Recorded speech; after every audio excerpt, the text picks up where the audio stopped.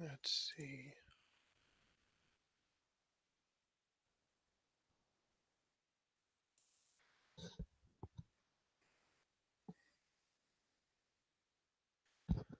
Okay, and we're live.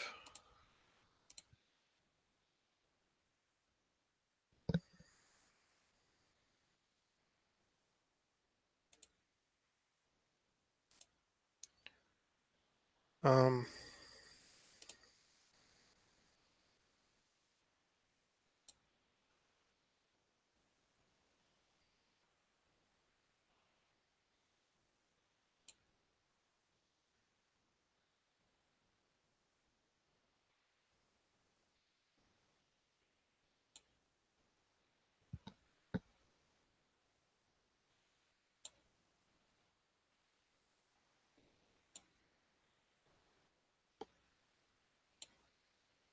hmm, okay.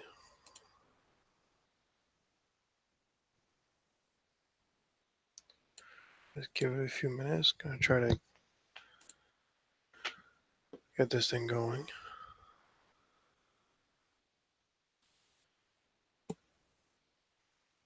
I'll pop out the chat here.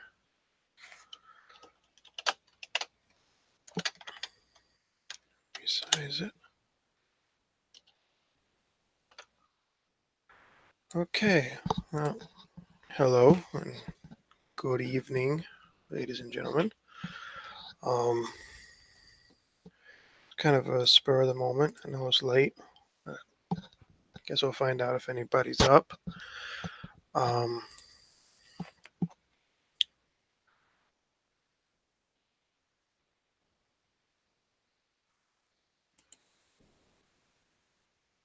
Not much to do. Hi, William. Um, as you could tell by the title, I delve into my opinion on the whole dropping 32-bit support for Ubuntu and how it might affect the games. Um, Look, I'm not an expert on like package management or development. I'm not a developer or anything like that. So I'm gonna come at this from like maybe a different perspective of like, okay, for the longest time, we as Linux users have been complaining about the state of gaming on Linux, right? Like, why aren't there more games for Linux? Why why is the quality of the ones that are for Linux so bad? And why are they all on Windows? For years we've been complaining about this. Steam heard us. Okay, Steam heard us. And they bent over backwards to increase games gaming support on Linux. Now, from what I understand, Steam in particular relies on a lot of 32-bit libraries. Right, we're not talking about dropping support for 32-bit architecture or like 32-bit, like a fully 32-bit CPU and that. Uh, Distros have been dropping that for forever. And I hate to say it, but if you have a 32-bit CPU, it's kind of obsolete. Throw it out, man. That's an antique. Okay. Um, a 32-bit machine. There are distros out there that will run it, but you won't be able to do anything serious with it. Don't expect to be able to do any serious web browsing or video editing or anything like that.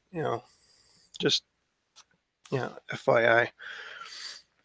What the issue, from what I understand here, is that there are some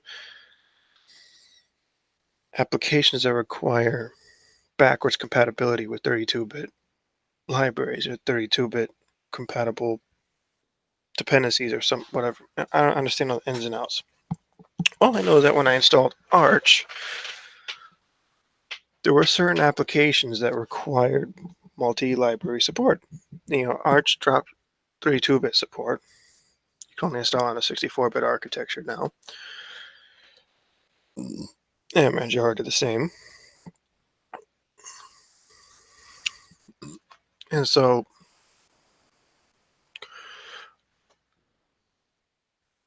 I think Steam was one of those apps that I had to enable the multi-library um, repository to get, or maybe it was TeamViewer. It was one or the other, or it was something. It was something that and once I enabled it, so there are some applications that do still rely on backwards compatibility with 32-bit with a 32-bit architecture.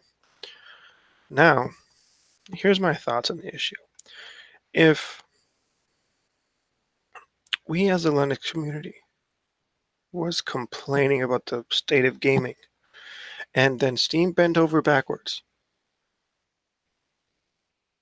to bring gaming to Linux in an unprecedented way, and we say, okay, we're going to kill your dependency. We're going to kill the entire system that you built your system around.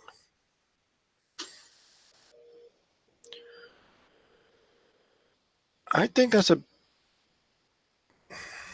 I think at that point, we lose the right to complain. Like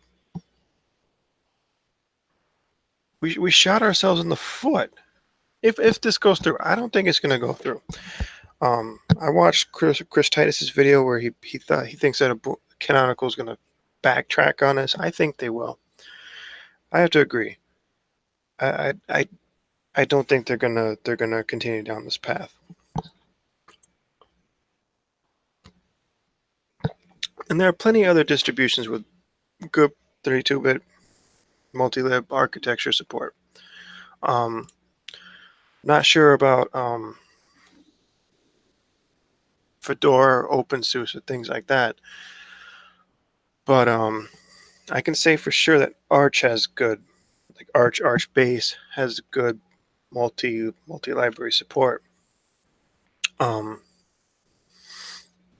so if you're still looking to try to run Steam, and it does happen to break on Ubuntu because they dropped the support for its dependencies,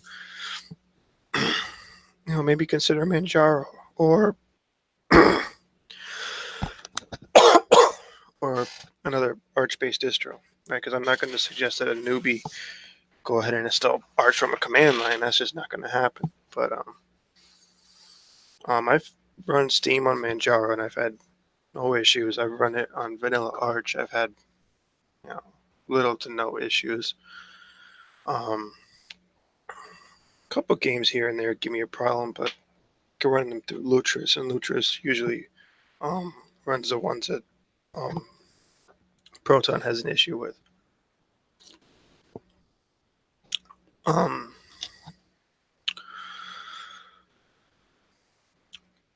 Yeah, so those are my thoughts on my limited thoughts, right?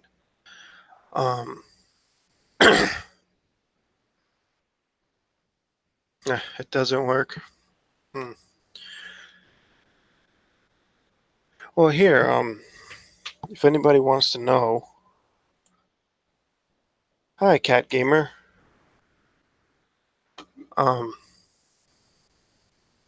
Yeah, sure, Ricky. Yeah, I'll just put it in the chat. I knew I forgot something. My bad, dude.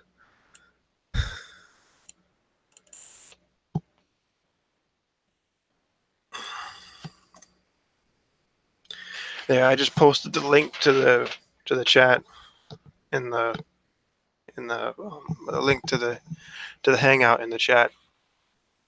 That's another thing I was going to talk about today is Man, we got to find an alternative to Hangouts, don't we? It's gonna go quick. I mean, 2020, that feels like a long time from now, but oh my gosh, man. In the technology world, that's right around the corner. Think about all the things that are gonna happen in January. Yeah, I don't know when Hangouts is gonna go, right? But think about January marks the death of Windows 7. That's like yesterday in corporate days, corporate years. I remember when XP was going out, they had like 2 years, and that was not enough time. I've been looking into different video chat clients. Um, yes, William. Is the link in the chat working for you, or here? Let me see.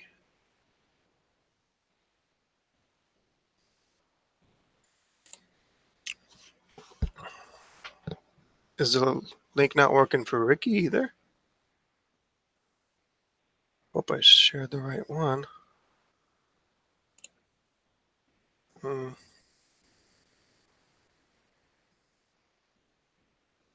Oh, I see here. Uh, Try this one. Okay, so one of those two should work. Oh, there you are. Yeah, it's working. Good, good, good. I shared the other link because I remember that Eh, the other one won't work for William. I'm guessing before I came in here, you were talking about the news about Ubuntu dropping 32 support. Yes, yes, and like, Yeah, there's a bit of misinformation with that. Not everything is going to be dropped. From what Ubuntu said, they released an article just not long ago. They pretty much corrected the information. hmm, Though there are three things they're keeping. They're keeping wine. They're keeping Steam. And they're keeping the 32-bit libraries for Ubuntu Studio. So those hmm, free. So those free areas that have i386 libraries are staying, goody, goody. and they will be available in the 19.10 and the 20.0 free releases. That's good. That's good, and that's a bit of a relief because like my own thing, like I wasn't given like a perspective from like a developer or anything. You know, I'm not a programmer or anything. I was just saying that like if we've been complaining about gaming on Linux all this time, and now Steam bends over backwards to provide gaming on Linux, and we shoot ourselves in the foot like that. We got nobody to blame but ourselves at that point. You know. Mm-hmm. Yeah, but Ubuntu did say they did admit we made a huge miscalculation. Valve came out and talked to Ubuntu. So did the people from Wine. They came to an agreement. Wine and Steam, as far as we know, are staying. Good, good, because that's really all we need, Mm-hmm. right? Like, um, and I like to add that Arch has pretty good multi-library support. Yeah, I, so there will be a 32-bit multilib available in 19.10 and the in Ubuntu 20. that's good. That's good. So, because I heard that Steam was planning on dropping Ubuntu. I don't know what that means. Like, matter of fact, if I go into my Steam folder here on my Arch system, it has a folder called Ubuntu in it. So you could tell they were heavy into Ubuntu at least at one point. Mm-hmm.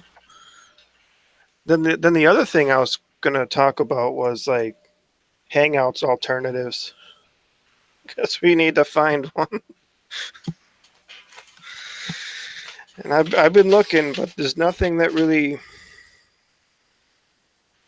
like. It looks like no matter what I choose, and here's the thing: is that every channel might choose something different. Mm-hmm. So there might not like I found something called Riot. I think you found something called Ring, but I couldn't figure that one out. Are you talking about I believe it's riot.io, I believe. I think so. Yeah, and I was able to make a chat room. Like Yeah. I don't know how well it'll work with video conferencing, but it's like you got one guy over here has a Zoom, one guy over here is gonna have a Riot, one guy over here is gonna have a Ring. One like I even found this thing called Talks. It's like, well, I mean, the one thing the Hangouts was it's universal. Yeah, Yeah, anybody. a message came around my Hangouts, and I was not happy when I read it. Uh oh, Hangouts is going this year. this year. That's what it said. Oh my gosh. They didn't specify a date though. I don't know if they. Yeah, I don't know. I don't know if this year means early 2020. I'm not sure, but Hangouts is nearing its end. Yeah, that's So unfortunate. so it's going. So we're gonna need to find an alternative that's just like Hangouts that can allow us to live stream from YouTube or something. Well, I'm thinking that no matter what I choose, it's gonna be some third party app that I'm gonna have to put the audio through OBS somehow. Mm-hmm. Like there's never gonna be another Hangouts that'll directly go to YouTube without another app between it.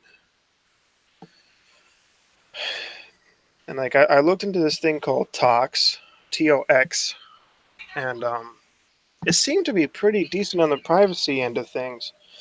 Like you share an ID, like a very long ID number with the people, and they add you as a contact or whatever. Problem is, it doesn't support group video chat, so that's a non it's not an option. And it was too bad because they even had a terminal based client. Would have been nice have a lightweight terminal based client that can just open up the video chat, especially when we have to having to run OBS plus Chrome and all that. Would have been nice to save some resources on that. It would be nice. But yeah, I found this other thing called Riot. My next question would be what about does Discord support video conferencing or no? I don't think it does, even with the Nitro subscription on top of it. I don't think it was built for video conferencing. Um, there is no application based video conferencing thing out there, I think, except for Skype, which I think is the only one that can do it right now. Um, the alternatives for Hangout, in my opinion, are going to lie in online conferencing clients. And I think the next best thing we have is Zoom. Yeah, unfortunately, it was Zoom. Like, there's like if you get the free version, there's only like a 40-minute time limit on the chat, and so like I'm trying to avoid it. But at the end of the day, if I really have to, I might just shell out the $15 for the monthly subscription to kill the time limit. Like I'm trying to avoid that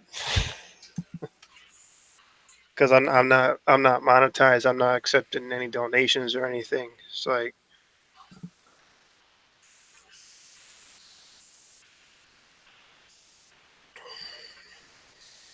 I just don't want to have to spend money on a channel that's not making me any money. If you know what I mean.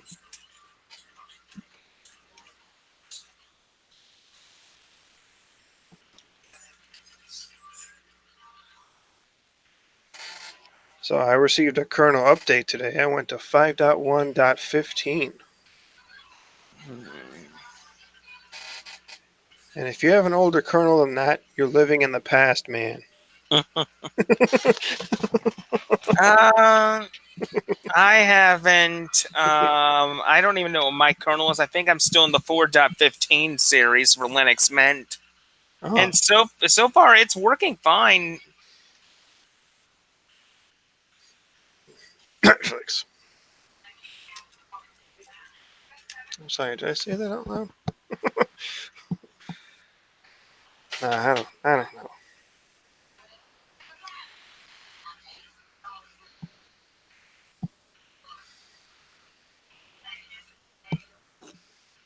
It seems like every day or every other day there's a kernel update for Arch. I mean, I'm not complaining. I like to keep things up to date because like I've come to appreciate the rolling release model. I really have. Now, I'm not saying it's the best for everybody or every purpose or everything, but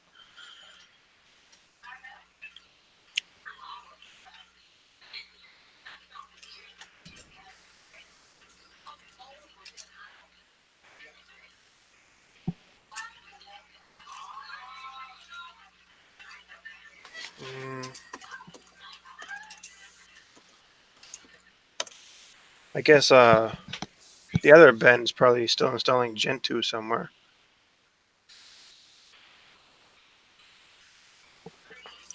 I sent him my 3 configs. I wonder if they worked out for him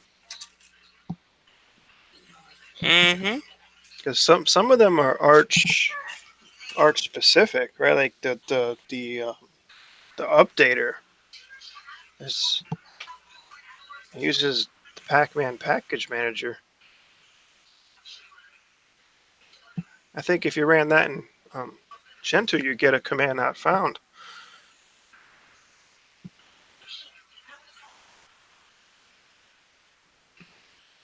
Hmm.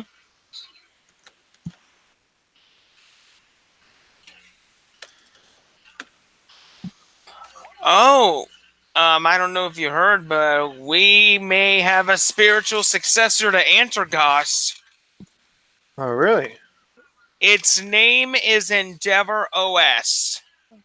Oh, I think I heard that name. It's launching next month. Um, um, Michael Tennell talked about it. That might be where I heard it from.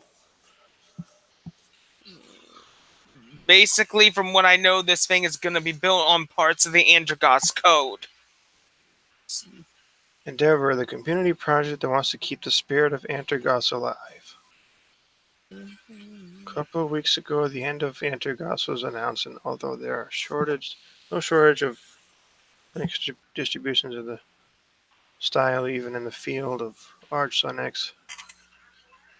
I mean, I think if you're looking for an Arch-based distro, the best one, hands down, is Manjaro. Mm,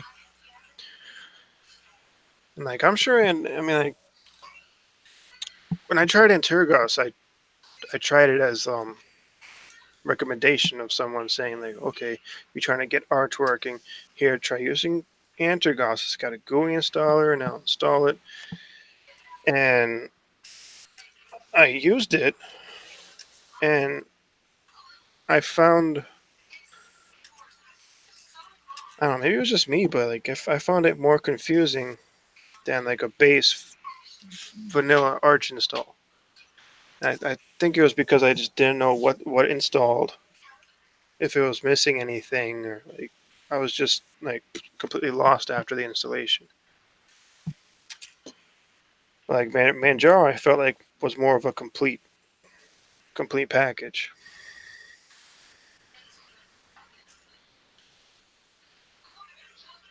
hmm.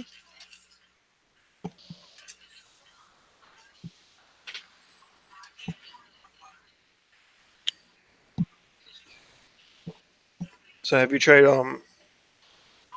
Open Mandriva or Mandriva, however it is? I've never touched Mandriva at all. That's one of the only distros I've never laid hands on is Mandriva.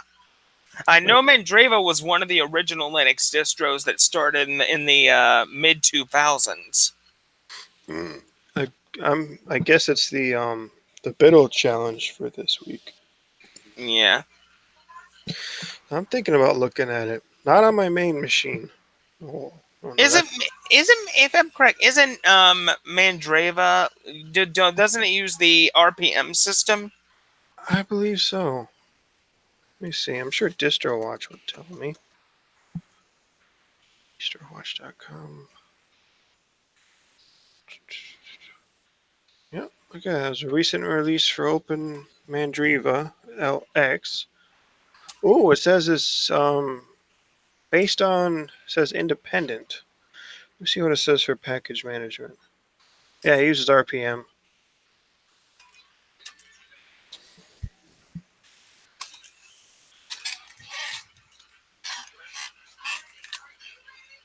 Yeah, so it does use RPM, but it says it's not based on anything. It's an independent distro. So probably like OpenSUSE, like or OpenSUSE, whatever. I heard they wanted to change their name. OpenSUSE wants to change their name. I mean, they probably should. No one knows how to pronounce it anyway. Kidding, I'm Sure. kidding. Called it OpenSUSE. Find out it's OpenSUSE. I don't. Like, it's like gnome. I've never seen a garden gnome. That was not an obvious thing. I'm sorry. And it's like with these things, with the pronunciations of these things, like most people never hear the official pronunciation because No. you only ever see these names in text. Mm-hmm. Especially back when GNOME was first developed. I mean, there were no YouTube videos talking about Yeah. this stuff. Yeah. Yeah. The thing is, I looked at a lot of Linux resources, and the proper way to say it is gnome, because that's pretty much how you're supposed to say it is gnome. I mean, I heard what I heard was that the original intention was GNOME, as in GNU. Like it's supposed to be a play on GNU or GNOME. Oh. But I was like, I would have never known that because I never heard it pronounced. I've been calling it gnome up until the recent video saying, "Oh, it's supposed to be gnome." So I've kind of I've never heard of it very first being called GNOME, because I wasn't in Linux until last year. So back in the olden days, I was still using Windows 98. I was using XP. I don't think I used. I think on one little laptop I got to use Windows Millennium. And Millennium was the biggest piece of crap I've ever seen in my life. That thing hardly even worked. you never used Vista, did you? Vista. Now Vista was interesting. I like the whole sidebar that they had with it, which is nice. Which they did carry that over to Windows 7, but they made the sidebar a bit better. But the thing about Vista, though, unless you at least had 4 gigabytes of RAM, a good graphics card, and a whole bunch of other things, it wasn't going to run properly. Which back then that was pushing it as far as specs go. Like nowadays, like 4 gigs is standard, but when Vista came out, I think it was what like two, It, 1 gig. yeah, this was before the gigabyte went up to 2 gigabytes, because most Vista computers shipped with a half gig of RAM. Oh my gosh, I think that's what crippled it was that it was released before.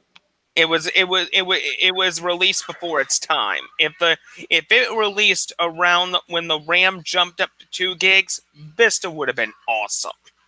Yeah, like I think it looked slick, and And when I think with Vista's downfall and with Windows 7 being still in development, I think that's why around then Ubuntu started to get a major push. Because yeah, Vista was down, Windows 7 was in development, there was no current operating system being used. What does Canonical do? They pretty much just slide on through. and like back then it was like Ubuntu was amazing. I mean, you had the best desktop environment anybody could ask for. you know, GNOME 2. GNOME 2 was the bomb. It GNOME was. I mean, GNOME 2 still lives with the GNOME flashback environment, but that's the only reference to GNOME 2 you got is the GNOME flashback environment. I think you got Mate too. Mate is like the continuation of GNOME too. hmm It's basically a direct fork of GNOME 2. It's the same programming and the same code. But back then though, with I remember playing with GNOME too, because like back when I first started out with Linux, it was Ubuntu 10.04. It was like one of the last distros that ran, one of the last versions of Ubuntu that ran GNOME too. And I remember one of the most impressive things I saw was what you could do with Compis or Compise or what, the composite manager. And you can put all kinds of effects on this system. You can make the desktop cube and all that. hmm It's like we didn't need it, but it was flashy and it looked slick. And I think that brought a lot of people over.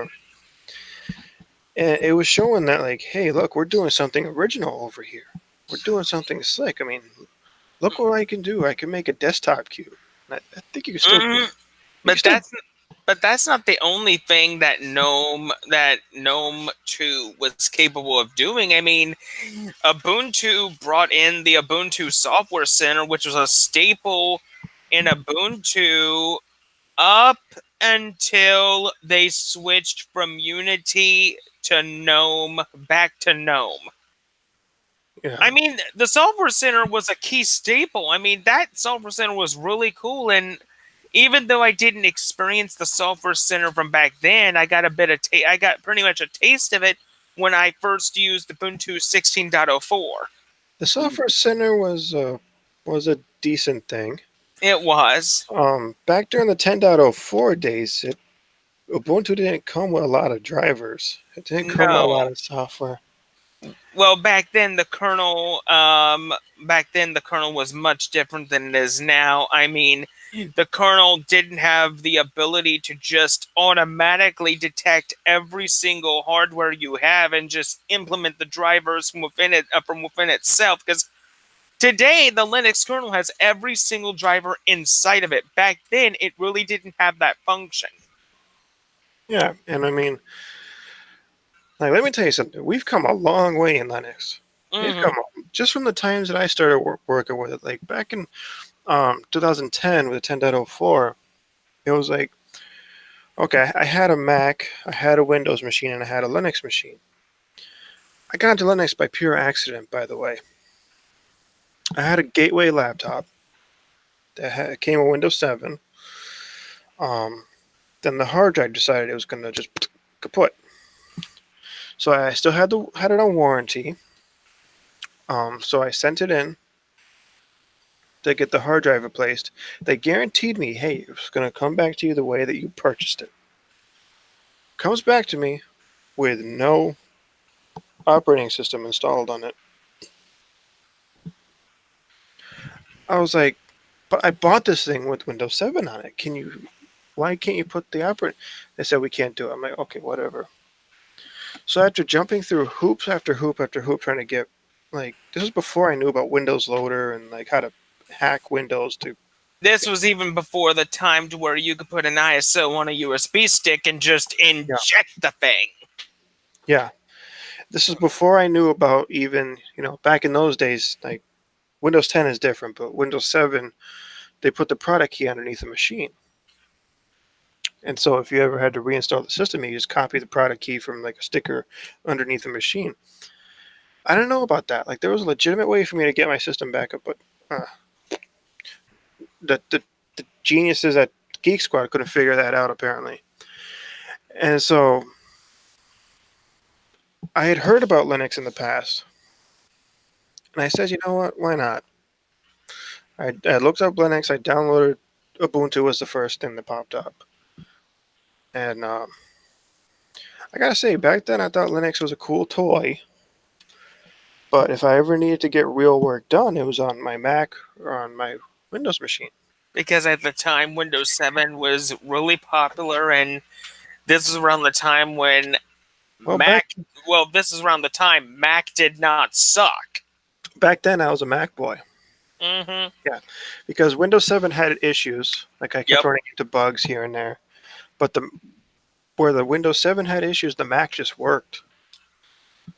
It did. It was very smooth. It was a learning curve because it was hmm different, but the But learning it hmm just worked. but here's the thing about Mac OS X is right when they switched to the newer generation Mac OS, that's when it started to go downhill. I think OS 10, basing OS 10 on Unix was their best decision ever. Oh, that's right, because doesn't it make it pretty much relatable to Linux now? Yeah, I would. Well, it started back in Mac OS 10.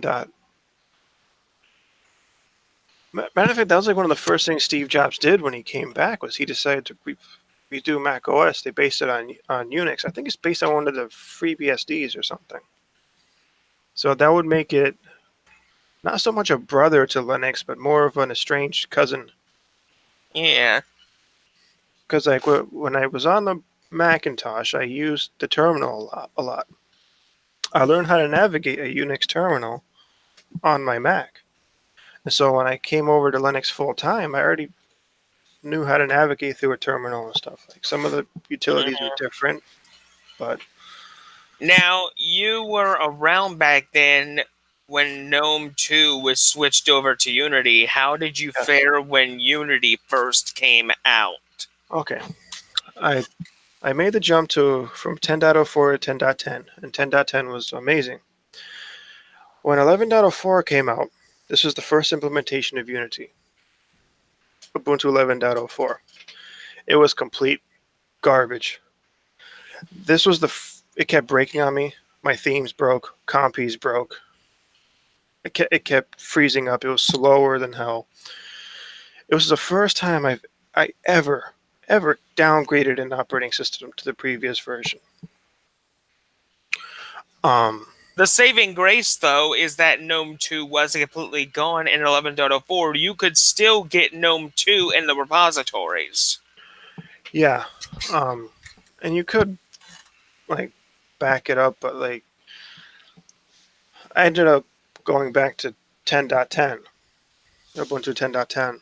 Which that version was the best version for GNOME 2 because that was the final huge set of updates GNOME 2 would get before they switched over to Unity. Yeah, and but by the time 11.10 came out, Unity was a lot better. I have to say they got their act together very quickly. I was impressed with how with 11.10. All of a And sudden, Unity was smooth. It was fast. It was speedy. mhm. I just had to give up on a lot of the compy stuff I was messing with in GNOME too. But Yeah. And around this time, Google Chrome was just coming into its own. I mean, it was just literally developed, I think, 2 to 3 years earlier. Around this time, I believe it was starting to be implemented into Linux, but not quite yet. You still had to use Firefox majority for the part. yeah, I mean, I think Chromium was a thing back then. hmm I remember seeing Chromium in the repositories. But Firefox was my browser of choice back then. Like I can't use it for everything now because it won't work with Hangouts. It won't work with certain things. But um, Firefox I think it was the default back then on Linux too. And like I mean back then, if someone told me, "Hey, you're going to be using Vanilla Arch 10 years down the road," I'd have called them nuts. I'm like, "There's no way."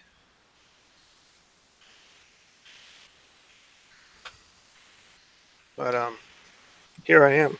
Took the full plunge out the deep end running Arch with i3.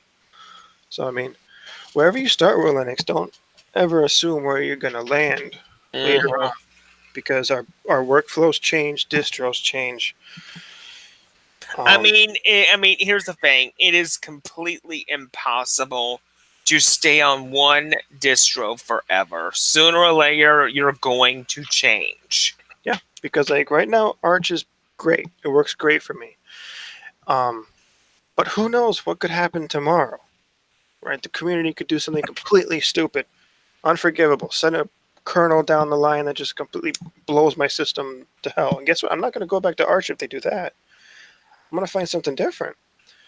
I mean, so far that hasn't happened. Knock on wood, that doesn't happen.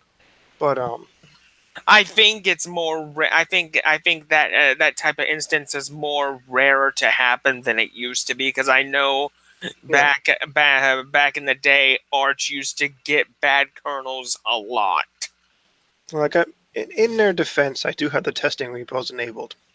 So if something Hmm. happens, it's probably my fault anyway. But most of the errors I've gotten has been human errors. But like to be honest, Ubuntu scorned me when they started putting Amazon links in their dashboard. That's when I decided that Ubuntu was no longer an option. Um, I didn't like how close they were getting with Amazon. I just like I don't like ads in my operating system. Sorry, Windows, Microsoft.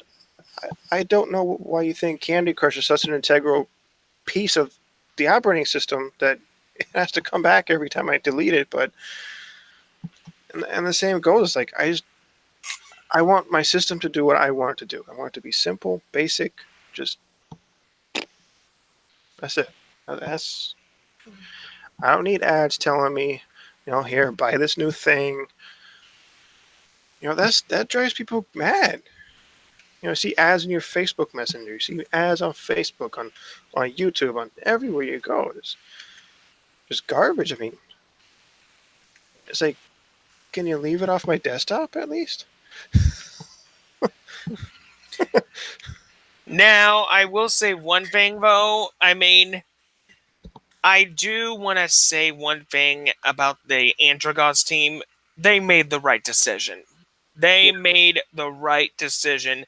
They released Andragos's code out into the open. So now, thanks to Endeavor, within a month or two, it's back. And well, a couple of things I'll add to that is that they Mm-hmm. made the right decision to base it on Arch, and I'll explain why that is in a second. They made the right decision to, instead of just letting the project die, to warn its users that it's going to die. Say, hey, here's what's happening. Here's what you can do. We're not going to leave you out to dry. Now, the reason I say that they based it on Arch is because of something that Silent Robot told me once.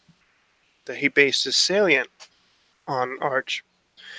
And he said that and I told him, I used to use a distribution that had only one developer, one maintainer. It was called the Ultimate Edition of Ubuntu. And the problem with that distribution, it was like amazing. Like he themed it up all crazy. He put a bunch of apps on there that you might need, and just made it an easier experience. He loaded drivers on there that you might need too. So like, problem was it was one developer. What happened? Life got in the way. He fell off the face of the earth, and the distro went kaput, became unusable. I mean, I think he's back on it. He's still, but like I says, I'm never going to use a distro that has only one maintainer again. But then, and I was talking to Silent in the chat one day, and he says that's why I based mine on Arch. And he says that because if I decide to stop on the project, guess what? The Arch repos are still going to get updated. They're not. There's the system's still going to receive updates. And I said that that just when I thought that Arch couldn't impress me anymore, it So, so Silent Robot is the creator of Salient OS? yeah you didn't know that? No, I did not. So if he stops working on it, he made sure to give it an autopilot like thing to where it will keep updating without him maintaining it. Well, it's still connected to the Arch repos like Antergos is. If you're still running Antergos, it's still connected to the Arch repos. You could, in theory, disable the Antergos repo and still receive updates forever until the system breaks or whatever. So, and that's the good thing about Arch Linux right there. I mean, Yeah. so many Arch distributions are connected to the repos, including some Arch repos from Richard Stallman's Free Soul Foundation, which they use the Arch repo as well. So if one Arch distro decides to stop, the other Arch distributions will still keep getting updates. Mm. Even the one that stopped receiving, like what the developers at Antergos are doing, what they said was that they're basically going to automatically do this. They're going to disable your repo. And I was thinking about that night that we were trying to figure out your issue with Antergos. Hmm. That was right around the time that it died, wasn't it? I think that was when it was starting to. Yeah. So I that might. think I think right I think but it didn't totally die for me just yet. Hmm. I think my Intragos key was still good for at least another few weeks. So if I read it correctly, I think the developers, when that article came out saying that we're going to stop developing it. Basically, what they were going to do is automatically disable the Antergos repository Hmm. and basically convert your Antergos system into a vanilla Arch system. And so you're still going to get updates from the Arch repos. Hmm. Just that if it breaks, you won't be able to reinstall Antergos. You have to find something new. But hey, the system's not going to just. And and I do thank for the Intragos team for putting that code out there, because without them releasing their code, Intragos would not get a second chance like it's about to with Endeavor OS. And I remember what's his name, Spatry, came out with a video where he says something about like he completely converted Manjaro system to vanilla Arch or vice versa. Hmm. And he says you can't really do that with Ubuntu to Debian or Mint to Ubuntu or whatever. It's like he said that you can only do that in Arch family, at least easily. And it's like I think that like for better or worse, I think that Arch as a base is proving to be the where the future is going for Linux.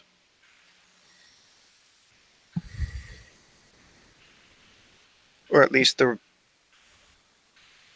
And I'm not saying that I approve of that for every situation, but it just seems like Arch has proven to be a very powerful base to put your distro on.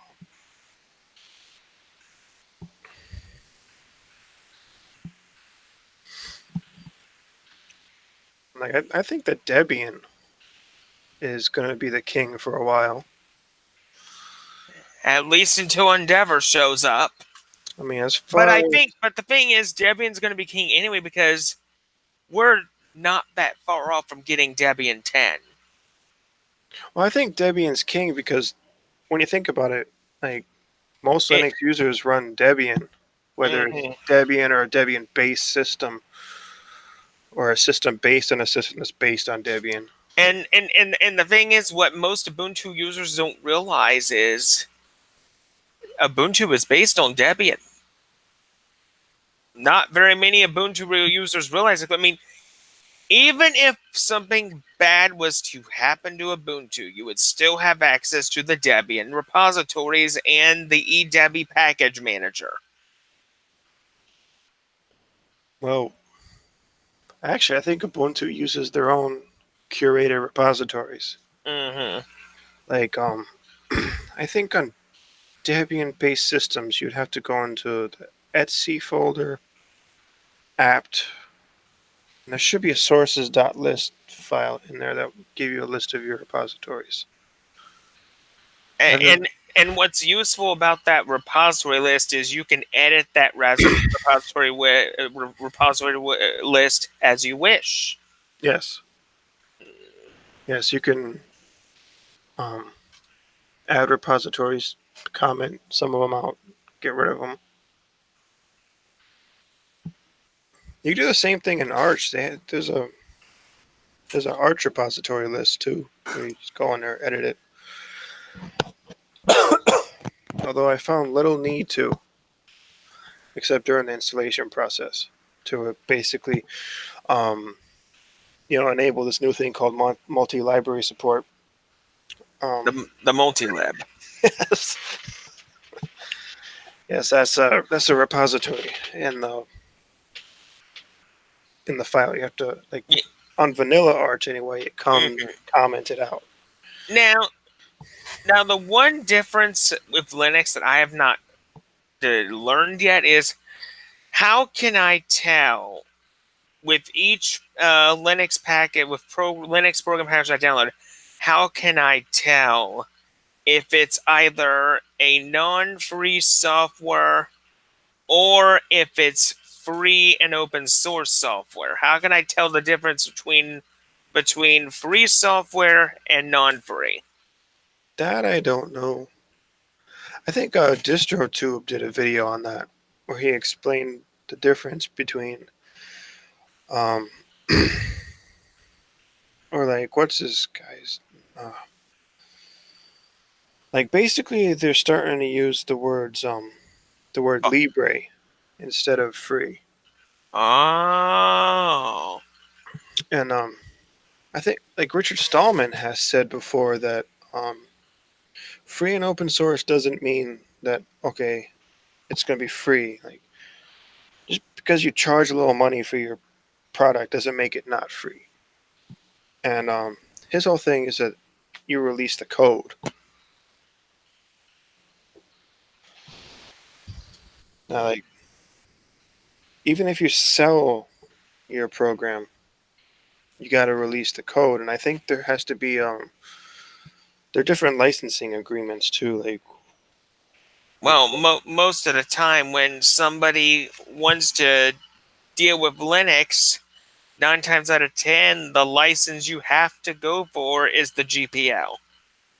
yeah, Because the GPL, no matter what version you choose, has Richard Stallman's 4 essential freedoms in it. The and I mean you got distros like Red Hat and SUSE that charge for their distribution. Right? Does that mean that they're not free? That they're not open source? I mean, the thing is, it could still be free software, but the thing is, as Richard Stallman said once, money is not the point here. Right. It's the reason, the real reason is free software is intended to respect the user's freedom and their community. Right. I think privacy is a big deal too when it comes to It that. is. I mean, the thing is, that's one thing that I don't think Richard Stallman fully understands or gets yet. But privacy and security is a major deal when you have all these tech companies surveillancing you 24/7 without your knowledge or consent. Like on your mobile device, your computer, your any type of device you have. Yeah. Because most devices we're using today have proprietary software in them, and the operating systems will have a back door. Like I'm sorry to Richard Stallman. I wish I can go full Stallman. I like his philosophy. Matter of fact, I had I admire the Fedora project because they're they're focused on the free, the FOSS side of things. I wish I could run Fedora. I wish I could run nothing but FOSS. My computer, on the other hand, hates FOSS. The NVIDIA card told me so. And so some computers just can't do it. Can't go full Stallman. Nope.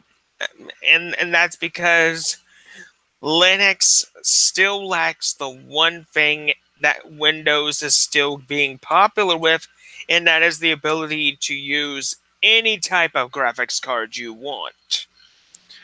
And some wireless chipsets that will remain nameless, Broadcom, can give some issues too. Well, the thing about Broadcom, it's always had issues with Linux. It is the most cantankerous card to get to work on it. Like I've had it anywhere from okay, here's what I'll say about the first time I ran Arch was on a system that had a Broadcom chipset. And that was the only time that I ever had an issue with the kernel updates. And the reason for that is because the developers of this Broadcom driver, God bless them, they were doing their best to reverse engineer it because Broadcom refuses to release the code for these damn things. And so sometimes when the new kernel comes out, they didn't have enough time to patch it for the new one. And so what happens is the kernel's looking for a mod that isn't there and it panics, kernel panics. It crashed on me. Like every time there was a kernel update, it would kernel panic on me on the next reboot. And it was because of that wireless card, which I And and I mhm, solved that problem by mhm. never buying a laptop with that card again. I mean, the wireless cards that I mainly use, I mainly go for computers that have Realtek wireless cards. Because Realtek is okay, because Realtek, I think if I'm correct, Realtek is very good with Linux. I mean, it's not the best, but it works. But ever since I started to use Ethernet has been my main way to communicate with people and to get stuff done on the internet because Ethernet has been in existence long before wireless cards ever have. We've been using Ethernet since the late 1990s, and it still works just fine to this day. And to make Ethernet better, that's why people invented network switches to where you can have Ethernet cables on all your devices.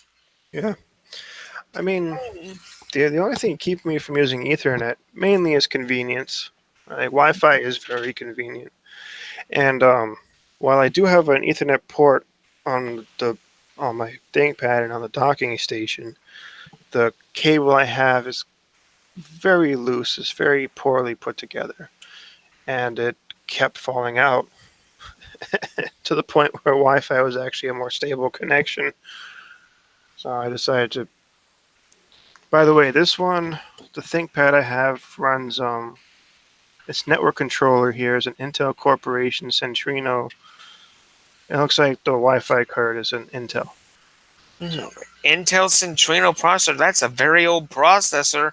oh I no, think. it's not a pro. That's the wireless card. No, Oh, okay. I have an i7 in this. No way. No, that's what it, when I ran LSPCI. That's what it says for. It says network controller Intel Corporation Centrino Advanced N6205.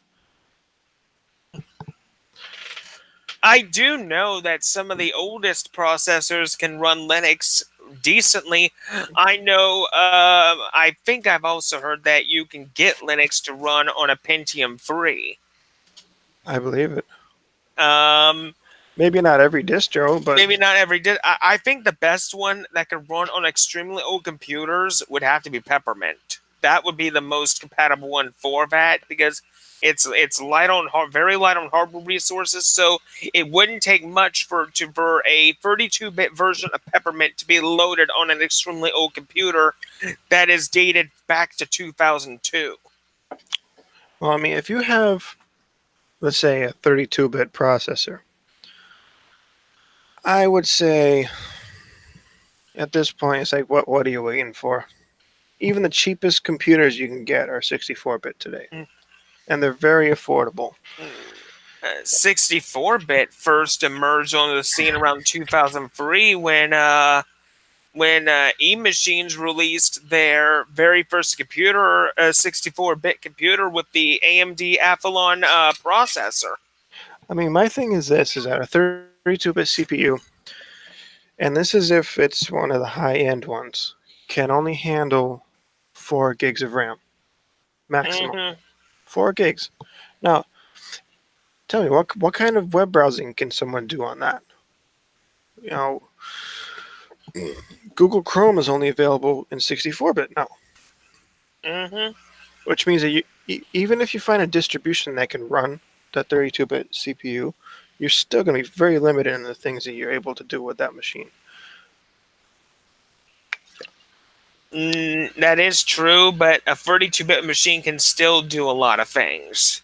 By the way, Pepsi is not a sponsor of this show, although they're welcome to be. I will say one thing and that I like that's happened between the late 2000s up until now is I have a much better appreciation for Android now. Not Hmm. Google, but Android itself, because Android is a very nice Linux operating system, very good for mobile devices, and it's just now starting to enter into the desktop realm as well. I Yeah, mean, but I can I mean, see that. besides Chromebooks, there are Android operating systems being developed. I mean, Bliss OS is one of them. Hmm. Remix OS. I thought I Um, saw an actual like Android desktop operating system, mhm, and I loaded it into a virtual machine just to see what it was about, and it was buggy, but it was cool to play with. mhm, Like it looked like Android, like it would be on your yeah, phone.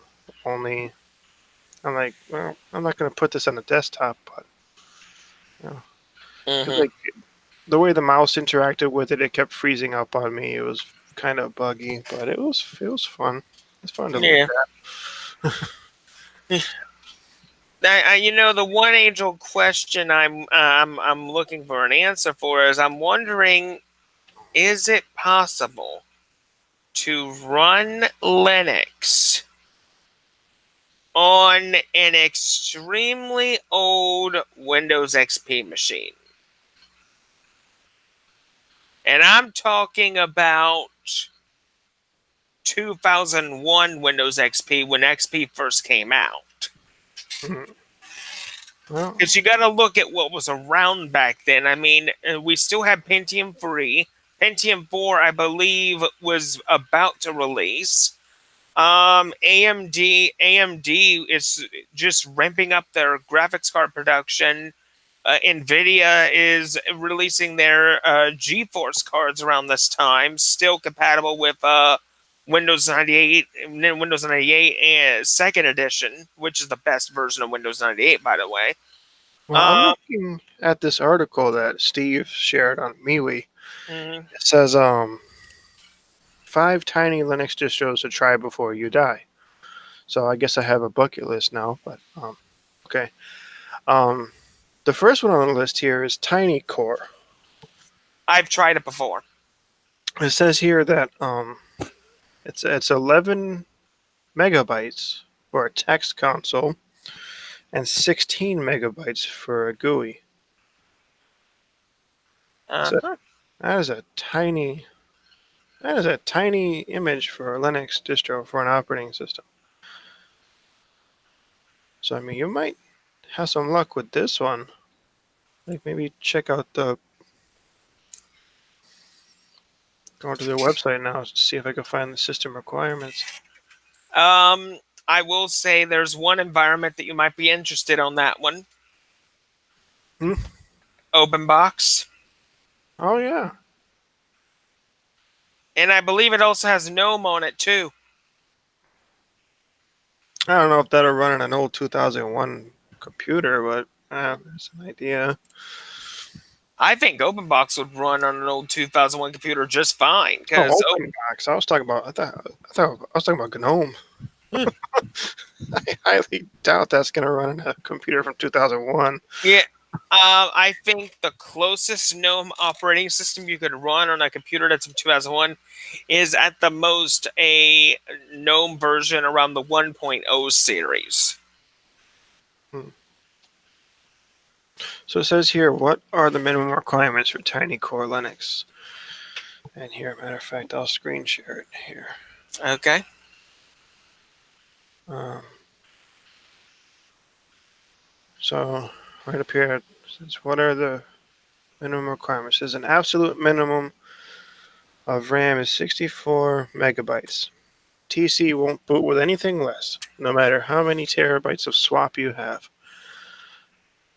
Which does the computer have more than 46 megabytes of RAM? Because I think most computers back then had like what 256 megs or 512 or something. Around this time, RAM was approaching the 1 gigabyte mark. It should be fine then. So I would say yes, about 512 was the minimum back then. So now here's my question: how do you think this would fare on my 32 gigs?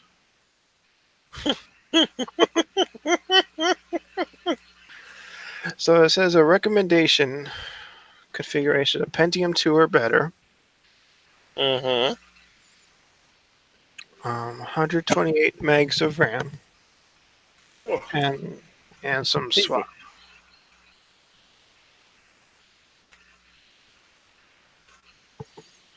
Yeah, that's pretty. That's pretty small. That's a pretty small distribution right there.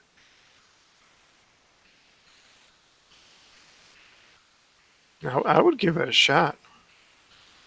I mean, keep in mind you're gonna be limited. Like you're not gonna be able to like do any serious web browsing or anything, or might breathe new life into the machine.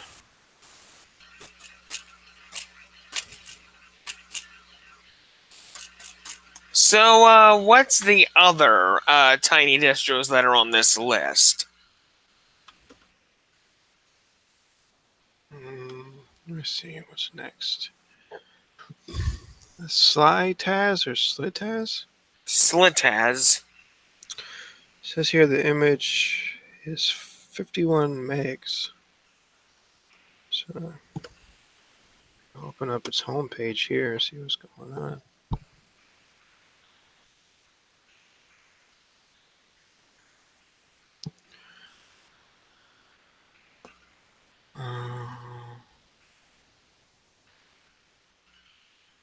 Got a Raspberry Pi image, 32-bit, 64-bit. I assume this is the one you're gonna need, the 32-bit. Oh, it looks like Slytaz is a rolling release. That makes me wonder if it's an if it's an Arch system. Definitely. I know you could put the rolling release model on any other distro, but isn't like the rolling release model a little bit more difficult to pull off without Arch? Um, it depends. I think OpenSUSE the Tumbleweed does a good job. Well, I think an honorable mention would be Arch 32 Isn't that still supported? by it's a community edition, like Oh, not by the Arch community. This is like a separate team took the when Arch dropped 32-bit support, the community took those the 32-bit repos and decided they were going to maintain it themselves. oh, okay. That's the advantage to Arch too. Um, but yeah, I mean, you could install this right from the command line and make it as lightweight as you choose, right? Because you're building it up from scratch, right? So you could say like, um, oh, I'm not seeing any wiki here. But like, let's say you want a lightweight desktop environment. XFC is not that heavy, but I wouldn't put it on a 512 meg system. I would go with something like um, either open box and just configure it yourself, or mm, who knows? I mean, the possibilities for desktop environments is like limitless with Arch. So I mean, as long as you don't go Unity, you're fine. But okay, so let me see. What about SlideTest? It says installation there are many download options for SlideTest because developers and community provide many variations for potential system limitations. For instance, there's a low RAM version for systems with as little Hold as on just a minute.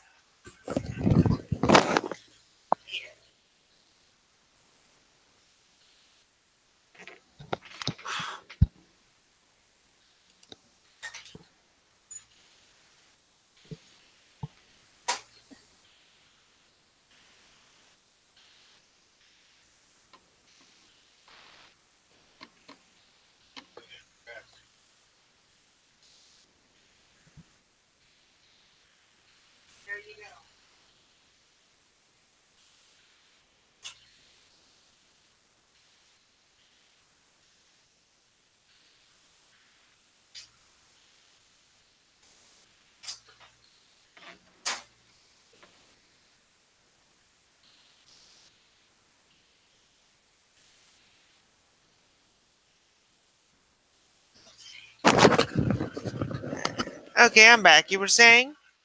Hmm, I forgot. Oh yeah, I was reading the slide test here to try to figure out Yeah. what's going on with that. From what it sounds like it's independent, um, its own independent distro. So it says here available applications satisfy most basic requirements, meaning if you're not picky about which application you use to accomplish a task, then slide test repositories probably have something for you. If you have specific requirements, GIMP 2.10 instead of GIMP 2, then you'll have to learn how to generate slide task packages. The good news is that TAS PKG command can convert from several packaging formats, including Debian, RPM, Slackware, Pup. Whoa, that's weird. So, not sure what that means. It says the good news is that the TAS PKG command can convert several packaging formats. So it looks like this package manager here, looks like this guy can install any of these package. Um, But how does the converting process work? I don't know. It sounds like I'm gonna have a fun time on a virtual machine soon.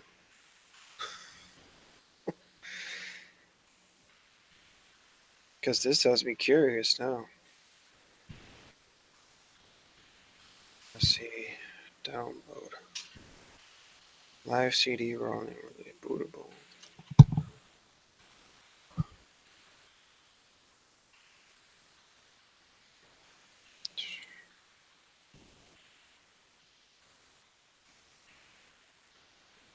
I'll put this in operating systems folder since it's an operating system. Oh, look at that. ISO already downloaded.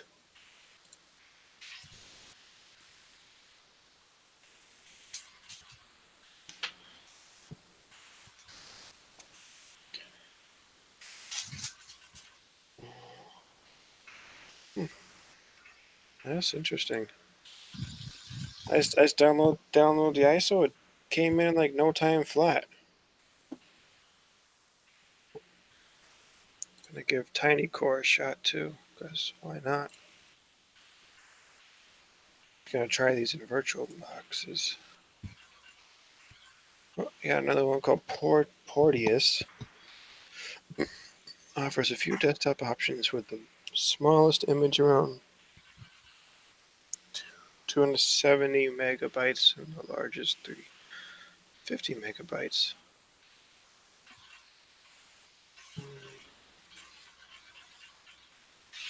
Let's see what this one has to say.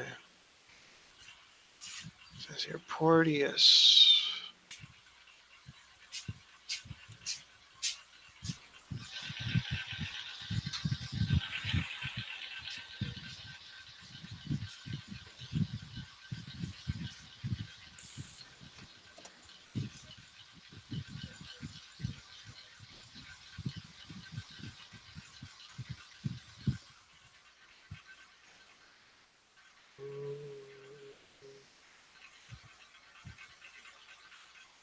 Applications are called modules in Porteus, Lingo,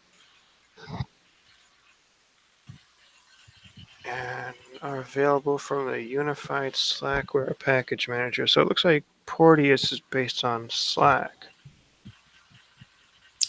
It's based on Slackware. That means it uses the same commands as Slackware.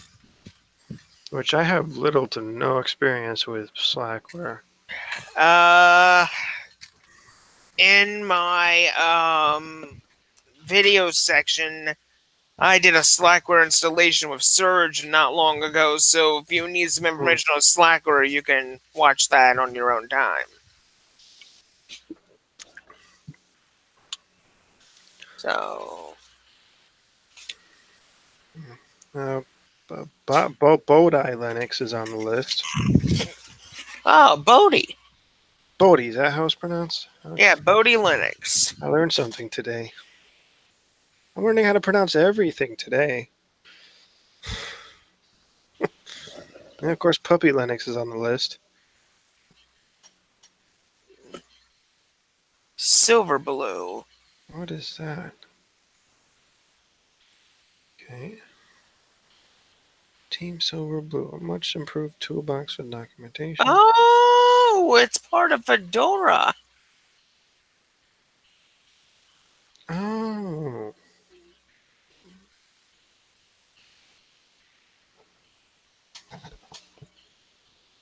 so it has Flatpak support. Welcome to Fedora Corios? CoreOS, okay. Wasn't that what Fedora called itself like way back in the day? I'm not sure. Like its first releases.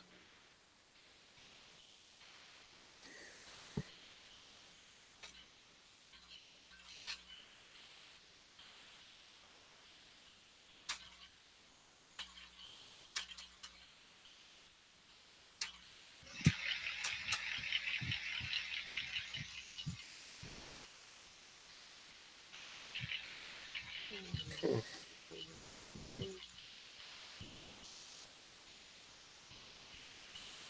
Oh, that's interesting.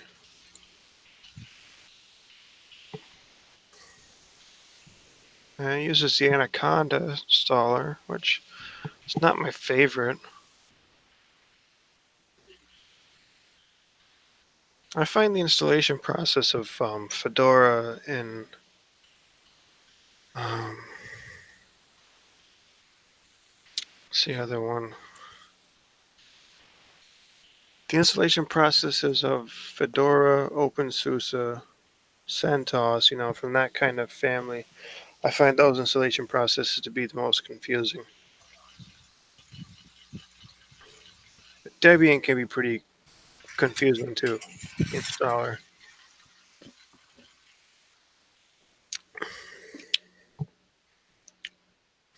Like I'd be afraid to partition my disks. Yeah, I wouldn't do it if I were you. Yeah, like honestly, I usually partition my disks before I start the installer. Yeah. If I'm doing a distro like that, like if I'm doing Arch, it's just a command, and it's like it's clear what it's doing, and I don't have to hit the hard drives I don't want to hit, or I won't accidentally hit them. Yeah, it sounds like it's a pinball machine. Like Yeah. one wrong move and dead. And Calamars is a good installer. I gotta give it to Calamars is my favorite one. I would love it if Ubuntu switched their installer to Calamaris. Because I mean, it's clear what it's doing. It maps out what it's doing clearly. It tells you step by step what it's doing. Mm-hmm. So like, if something were to happen to my Arch system, my storage hard drive is just my home folder is mounted on a separate hard drive, Mm-hmm. and like I have two hard drives in this laptop. So if God forbid, my Arch system were to break, I could install Manjaro and just remount my home partition onto it and have all my files back the way it was. But I would not even attempt that with the Anaconda installer, with the Debian installer, not even with the OpenSUSE installer. I wouldn't even attempt anything like that.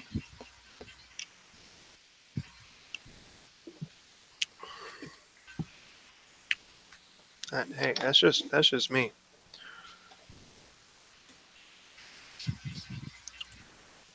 Well, back when I was in school for computers, I went to a local trade school up here. I got to play with, I think it was a Commodore 128,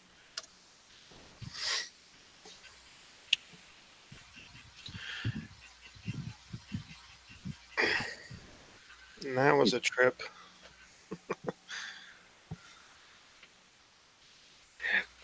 It'd be nice if Commodore came back. Yeah, I mean, I think unfortunately the PC market has been kind of. It's kind of been dominated. What would happen if IBM came back into it?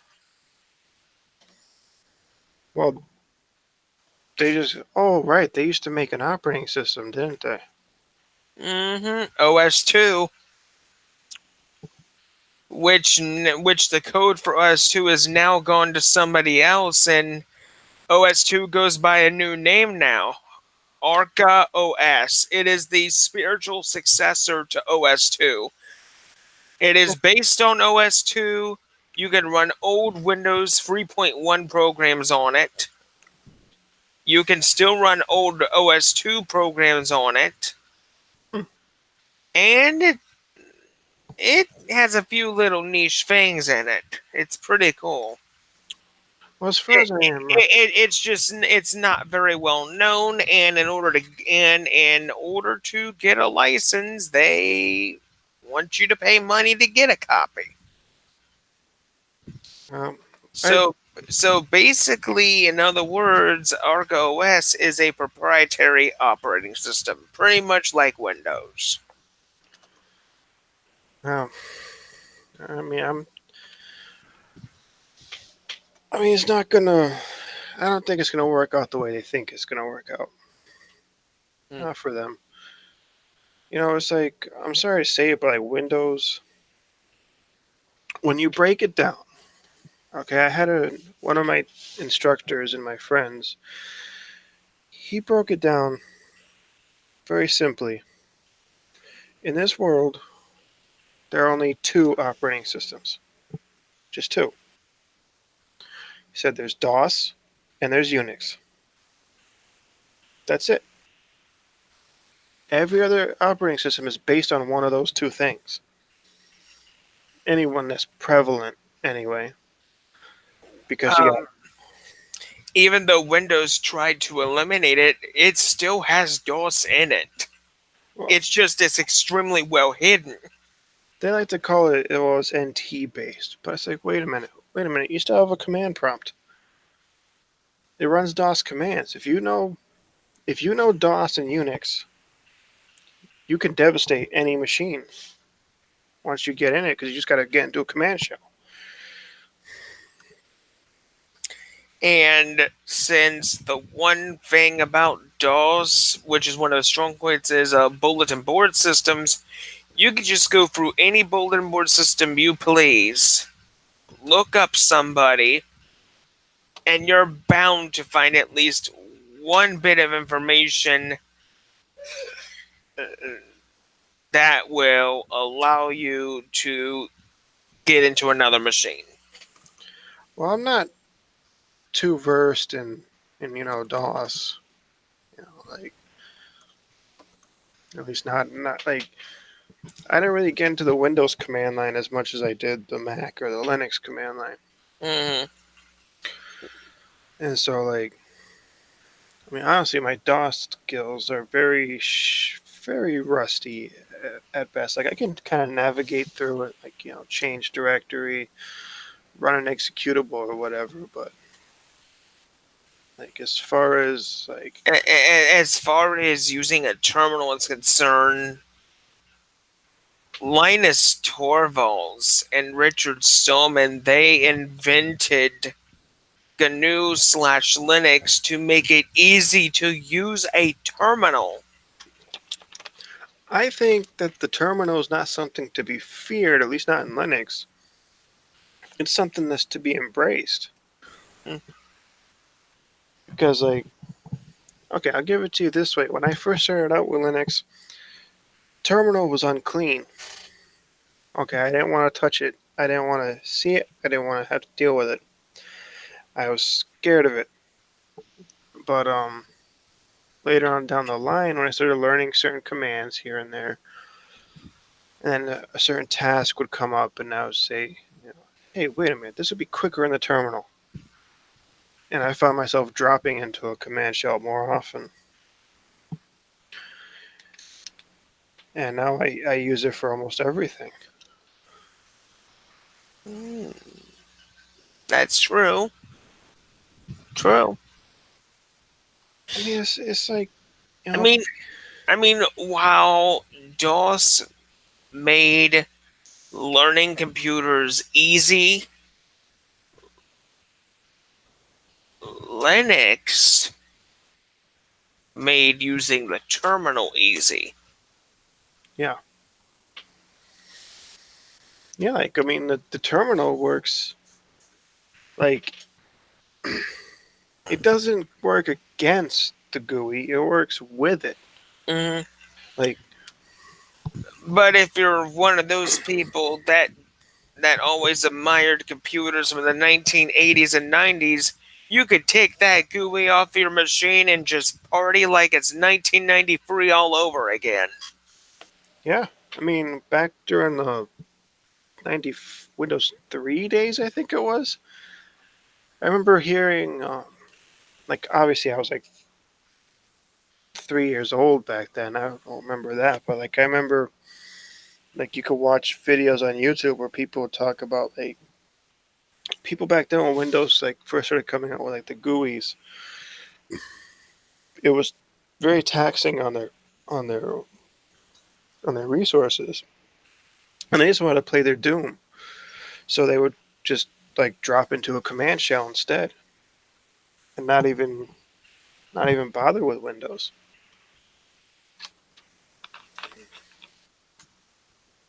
True.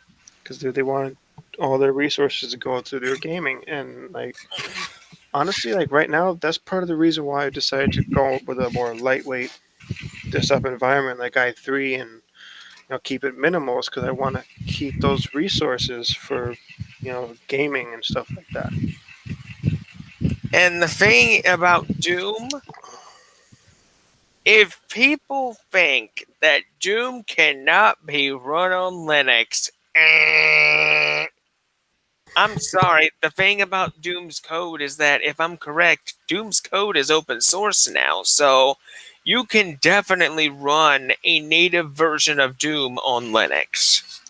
Well, what I did was well, you're gonna need a source port to do it, but it can be done. hmm I think for Linux, I think one of the most accessible ones, I believe, is a GZ Doom. Yeah, that's what I got running right here. This is GZ Doom. Um, if you want to run like Heretic or Hexen and stuff, like this will do that too. But I prefer to use an engine called Doomsday Engine to run Heretic and Hexen because they handle the mods that I run for it a little bit better. Um, GZ Doom will run Brutal Doom for you though, however, too. Um, Oh, that's let me nice. see if it'll actually launch. Like it's gonna look like a mess because of the Now also, I don't know if you knew this, Benjamin. Hexen 2 has a version for Linux as well. yes, But in order to get it, you have to get the Hammer of Furion source port engine for it. And yes. there is a Linux version on their site. It is still supported. You download the Linux version, but in order to do this, you have to either have one of two things: an original copy of the Hexen 2 CD, or you have to have the Steam or the Steam version of Doom, or the Well, that's what this says GOG here. That's what GOG version.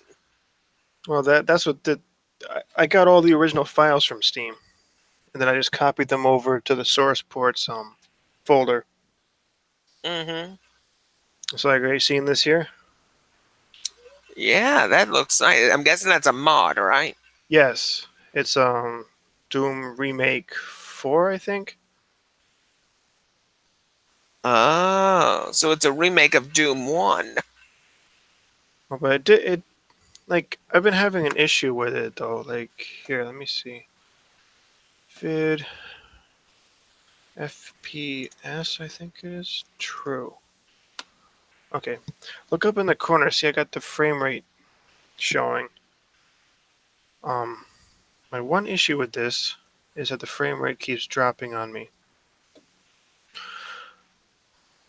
Even though I have an NVIDIA Quadro, I got 2 gigs of RAM on this thing, and I get like frames a second on Quake 4 and Doom 3, yet somehow whenever I try to play this modified Doom, it drops on me like crazy. Yeah. Like I haven't figured that out yet, but I think these mods are incredible. And the funny thing is, Doom 1 mods are still being made all the time. Oh yeah, New ones are releasing literally every few minutes.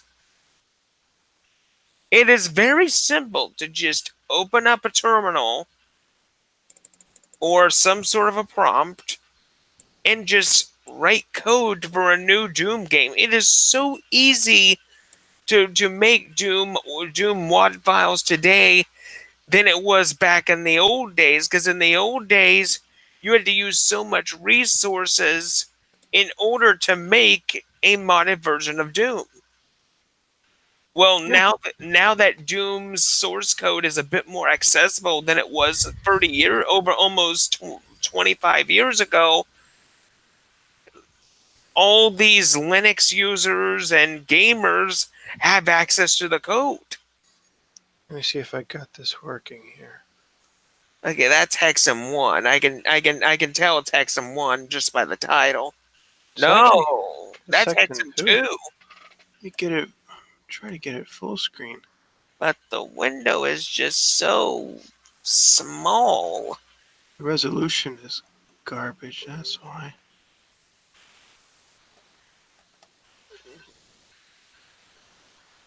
Hmm. I should be able to get this. Uh, Oh, wait.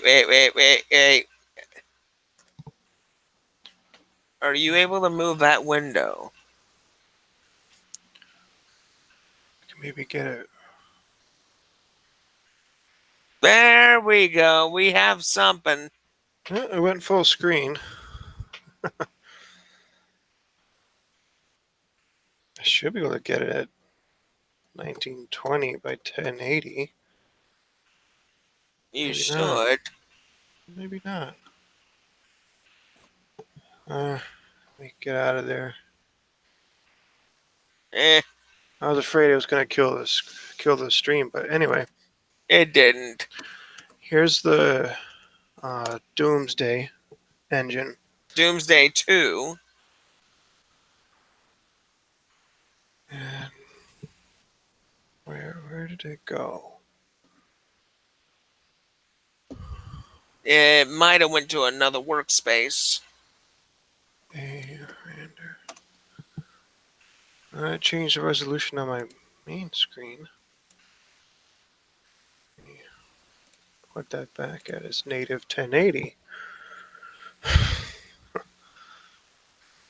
Wonder why Doomsday didn't open. Mm,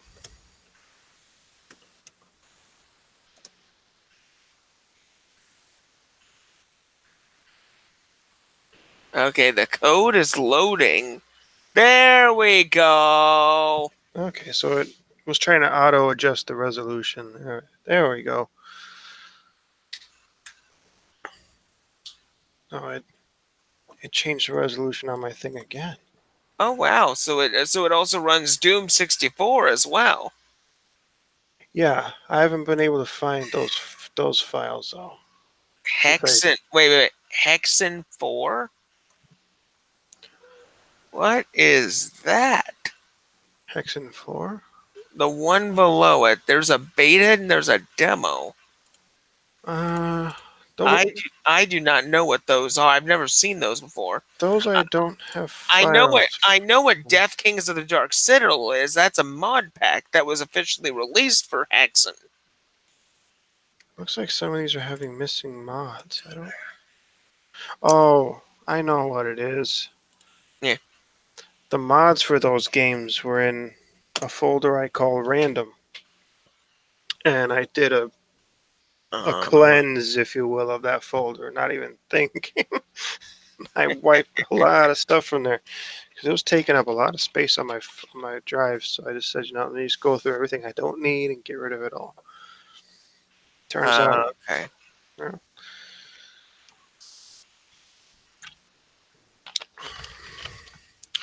Well, but yeah, I'll show you what I mean. If I go to um, the Doomsday,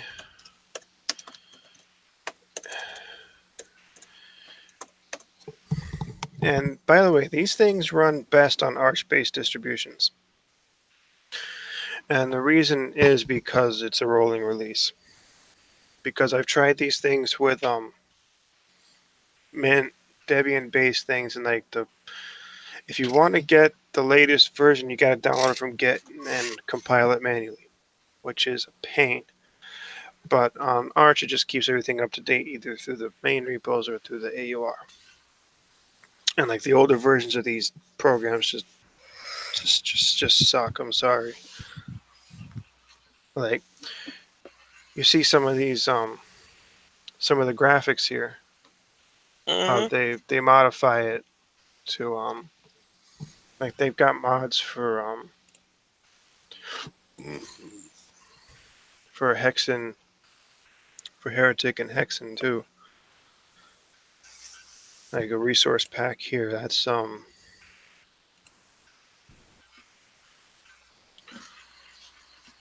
matter of fact, these are my Hexen 2 files. And I do have the Portals of Pravis as well. Oh, nice. Don't ask me where I got it. I completely forgot. I wouldn't even know to begin with. I hunted, scoured the deepest crevices of the internet, and I finally found it and just backed it up like 5 times. I'm like, I don't want to lose this.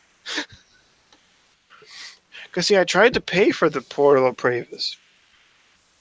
Problem was that, for some reason, whoever owns it wouldn't fork it over to Steam. So I'm like, well, that sucks. Because I would have gladly paid for it. I paid for the I paid for the Hexen 2 files. It was like um I think for Doom, the old Doom games was $10 for the Yeah, Doom the Ultimate Doom 2 and see I got the Plutonia and Evolution too. I actually have the only Doom game I have on my computer right now is thanks to Wine, I have Doom 3 working. I have Doom 3 too. Doom 3 the BFG edition, right? Mm, well, the original Doom 3 actually works a lot better because of my hardware specs. Oh yeah. Yeah, That makes sense. I may have 8 gigabytes of RAM and a decent AMD card, but the BFG edition I know will not run on this computer. I've had no issues with the BFG edition on this one. It won't run through Steam natively. I have to make it run through Lutris to get it to run. But like frame rate wise, I've had no issues with it. And I just have a basic NVIDIA Quadro, with 2 gigs of RAM on it, Hmm. plus the 32 gigs of system RAM doesn't hurt. But I got Quake 4 running on it. Quake 4 runs fine. Um, Quake 2 is easy to install on Linux. I mean, there's many different ways to get a native version of Quake 2 running on Linux, and I find the best way to get Quake 2 going on Linux is a special type of engine. I can't remember the name of it. Um, but it's a special type of engine that I used before, and it actually worked perfectly. The one thing that most people don't realize is when you attempt to install Quake 2 on a system, you have to have all most of the data from the Quake 2 CD-ROM or the Steam version in order to yeah, actually play Quake 2. yeah, that's what I think a lot of people get get wrong too. Is they try to install the source port, thinking that the source port is the game. And it's like, wait, no, you need the game files. You know, this they didn't they didn't they didn't put their game in the Linux repos for free. Now, come on, that's just too good to be true. I'm sorry, but I mean, as much as we would like id Software to release Quake 2 as a full native Linux version, that ain't going to happen. Although there is in the Arch Wiki, there is a guide to getting Brutal Doom to work, and the files for the Brutal Doom mod are available in the AUR. But you have to have the again, you have to have the original Doom because Brutal Doom is just a mod, Hmm. a very sick mod, but it's just a mod.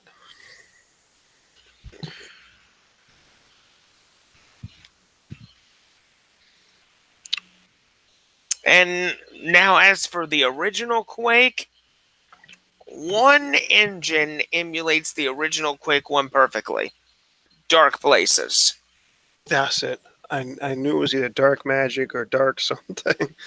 Dark Places has been in existence for many years. It's free and open source. I mean, you can literally get Dark Places for all major platforms. And correct me if I'm wrong, but Hexen 2 was based on the Quake 1 engine or Quake 2, I forget. I believe Hexen 2 was based, I believe, on Quake 1. Hmm. Because I noticed the difference between Hexen 1 and Hexen 2. Here's what I think is going wrong with the engines, with the mods. Hmm. It's that okay, Doom 1 and Doom 2 were not 3D. I hate to break it to you, they weren't. They were 2D very creatively. Yeah, one could say that they were 2.5D, but they're not. They're No. not. They're not 3D. And a lot of these mods, what they do is they try to force a 2D game to be 3D. And I think that's what's causing the drops in the frame rates. Hmm. Now, if you look at mods for Hexen, now Hexen can take it can take 3D a lot better because Hexen 1 was based on the Quake 1 engine, and that game was known. Wait, no. You're talking Wait, about no, Hexen no. 1 was based on the Doom engine. Hexen 1 was based on Doom. Quake 2 was based on Hexen 1. Hexen 1 took the Doom engine to its limits, really. Hmm. I still enjoy playing it though. But I I will still say, but I will say one thing: Quake 1 blew everything out of the water when it released. yes.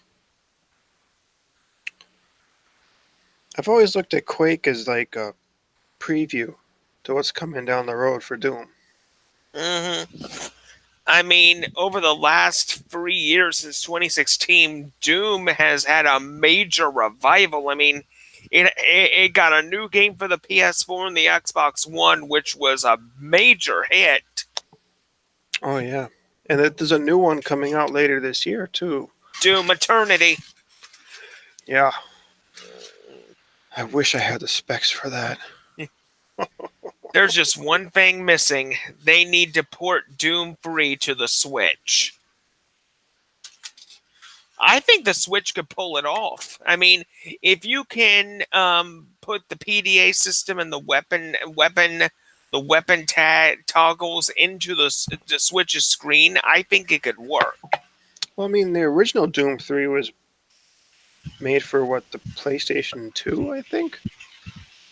It was made for Xbox. The original Doom 3 was an Xbox exclusive. Hmm. It Okay, never so it so never. It never made it onto any other console except Xbox and the PC. Hmm. So if an old Xbox can handle it, why shouldn't a Switch be able to? Like graphics wise. I'm pretty sure it could handle the BFG edition just fine. I've noticed that certain engines, even like newer ones, sometimes work better than older ones on newer hardware. Hmm. Like it's weird how the older Doom, the older Hex, the older Heretic, and Hexen, just like, why am I getting such bad frame rate drops in those games? Or like I get better performance in Quake 4, and Doom 3. It's like, come on, my hardware is more than adequate. Yeah, Quake 2, every time I ran Quake 2, I would get no lag at all because Quake 2 was built for modern hardware. Yeah, I think that's part of the problem is that these mods are trying to force the 3D out of it. Excuse me.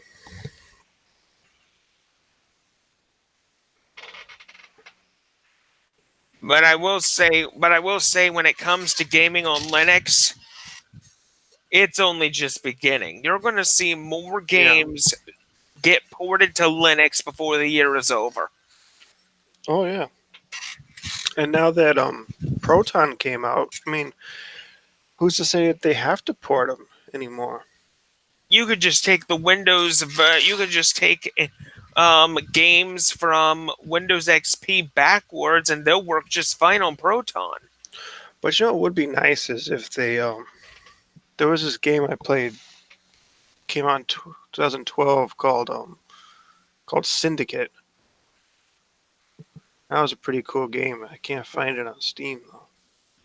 That, You yeah, know, out of all the games to get a remake, I'm wondering how Wolfenstein 3D would look if it got a remake. that would be interesting. I mean, it's never gotten a remake. I mean, sure, it's made a series for itself, but 3D has never gotten a remake.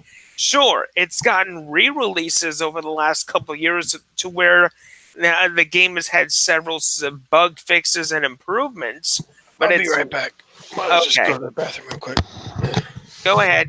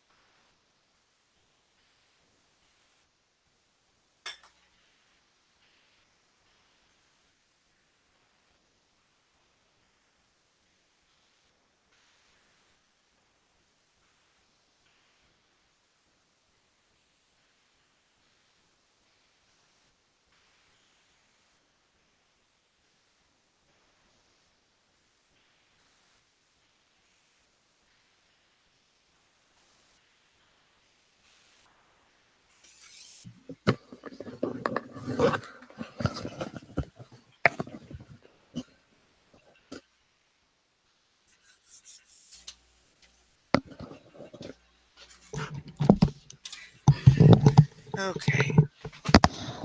Alrighty. So if nothing else, I'll tell you what, this whole Hangouts dying thing, it forced Hmm, me to make up my mind about something. hmm. And like I've been debating whether I should get another display or not. Because like the ThinkPad with a docking station can handle another one. Um, I just have to Mickey Mouse it a little bit. Get a DisplayPort HDMI converter and put it here. But no, this whole thing it forced me to make up my mind about it. I'm gonna actually go through with it. Like, not sure what kind of monitor I'm gonna get. want to make it the Hmm. exact same one to avoid confusion. But no, the reason is that like with Hangouts, it's easy enough just to start a Hangout and just monitor the chat, monitor the Hangout, monitor the video. But if I have to have a chat client open and OBS and YouTube open, you know what? I think I'm gonna get the third display so I can monitor all that stuff at once. Good Just idea. it just seems like it'll be a lot easier. Because I see I got the ThinkPad here, and right next to it I got the external display, and like it works for now.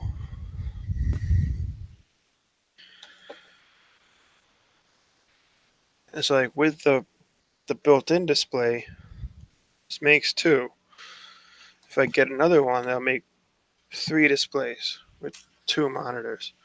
And I did my homework on this ThinkPad. It turns out it can handle up to I think four external displays if you configure it just right.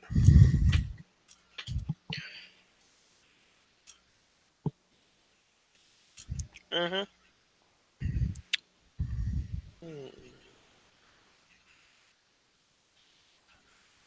And like I'm also finding that 1080p on a 15-inch screen is very straining on the eyes.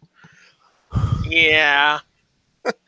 It's slick. It's very sharp, but especially if I got the keyboard sitting here and the laptop's pushed back, I notice I have to squint, and struggle to see what's on the laptop screen sometimes. So, Mm-hmm.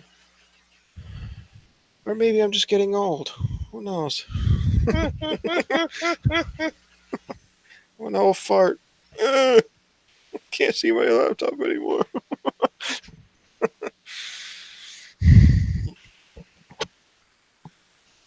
Okay. Install DOSBox.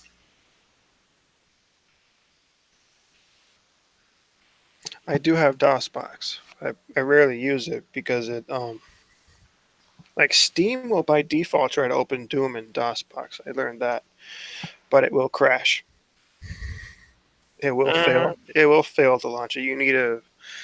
Um you need a source port to run it.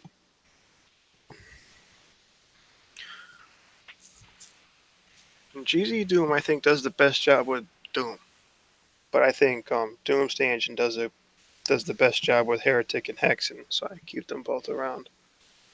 Mm-hmm. Then of course I have the Hammer Therion for Hexen 2. So Mm-hmm. The one thing I do like about a DOSBox is the one type of thing that it's gotten good at. It has gotten much better at emulating creative CMS, game blaster, PC speaker, teeny free voice, AdLib, Sound Blaster Pro and 16, the mm. Disney Sound Source, and the Gravis Ultrasound. It's gotten very good at emulating all those. Oh really? Yeah. Uh huh. I used to use DOSBox for Doom and stuff like that, but once I found like the source ports and all that, like there's been like yeah, those are my go-tos. Okay, I got that downloaded.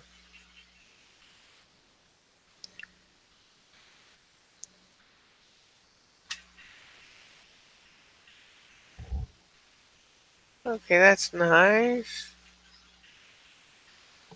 Okay. Well, since I'm here, might as well look into some Linux news. Yeah.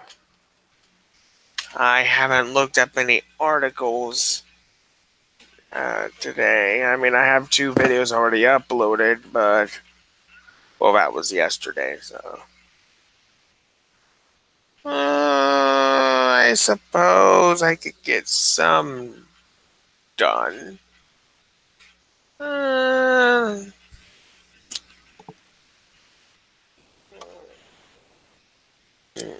oh, look here. Linux Action News.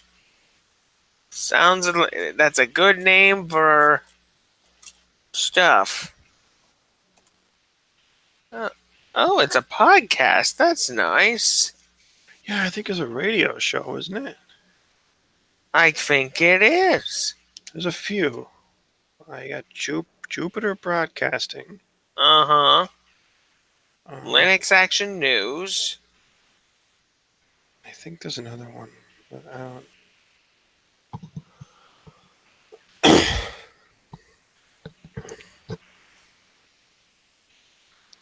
Okay. UbuntuPit.com. Oh, it's a technology blog. Oh well, maybe there's something here.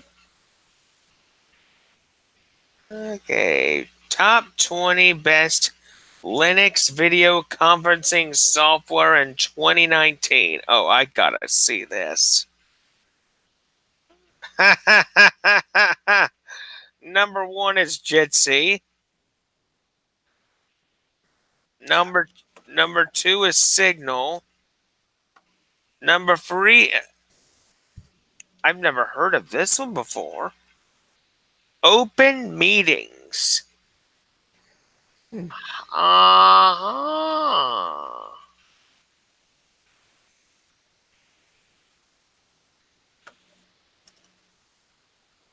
You know what's funny?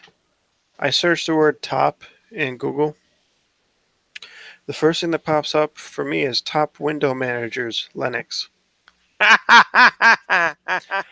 Google knows me. I don't know how they do it. They're like psychic. They like this guy likes Linux.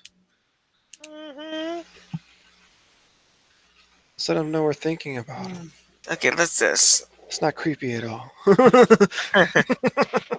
Livestorm is an immersively powerful Linux video conferencing software that can help business people greatly at maintaining those ever-growing conference calls. It is a modern-day video conferencing solution for people who always like to stay connected. Although Livestorm is proprietary and requires you to buy a license, it provides a convenient trial version alongside a live demo to give you a taste of the end product. Hmm. Then there's another one called Start Meeting.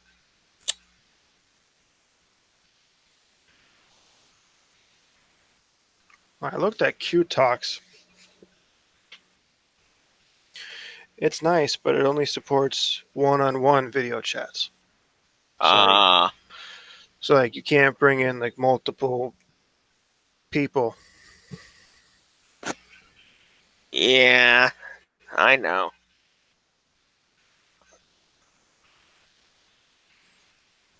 This is gonna be a difficult decision, I think. Yeah, when Hangout dies, it is going to be difficult because we got to figure out where we're exactly going to go. And I'm gonna let like I'm gonna try to let the other guys decide, and I'll just kind of go where they go. But I'm really trying to avoid having to pay that fee for Zoom.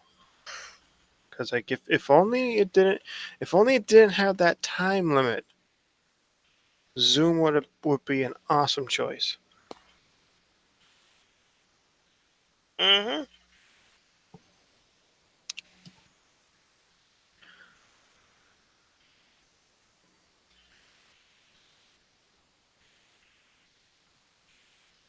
Right, I did look into Riot,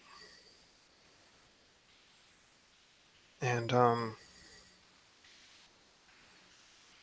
like I haven't tested some of these. Like right now, my spare laptop is running Manjaro.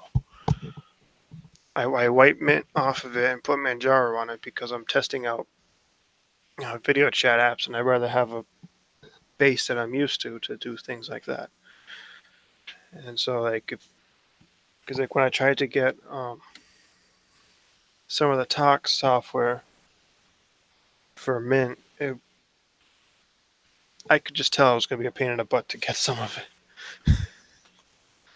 So I was like, you know what?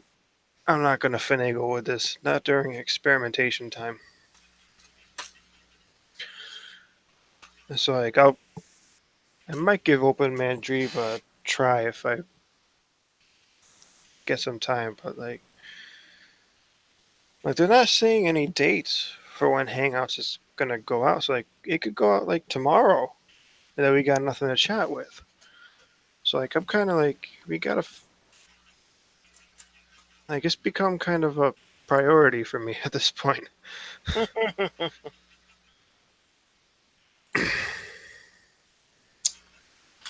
But I will say one thing. I think I've already selected what conferencing area I'm going to. If Hangouts does go, I may actually look into Framatalk. How's that spelled? Frame. Oh, I'll send it. I'll send it to you.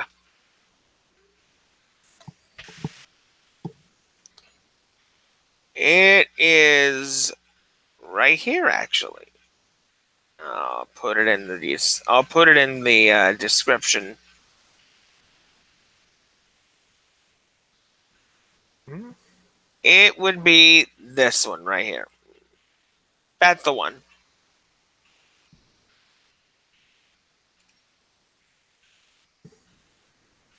All right, let's see what we got here.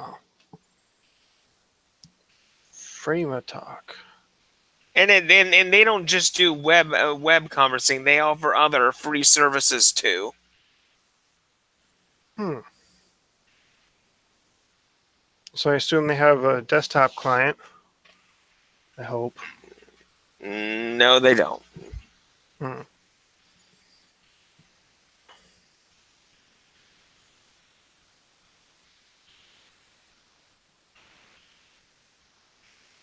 Frame offers a handy way to pick the best free or open source software for Windows.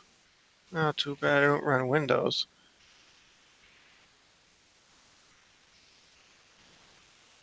Frame start. The top free. Hmm.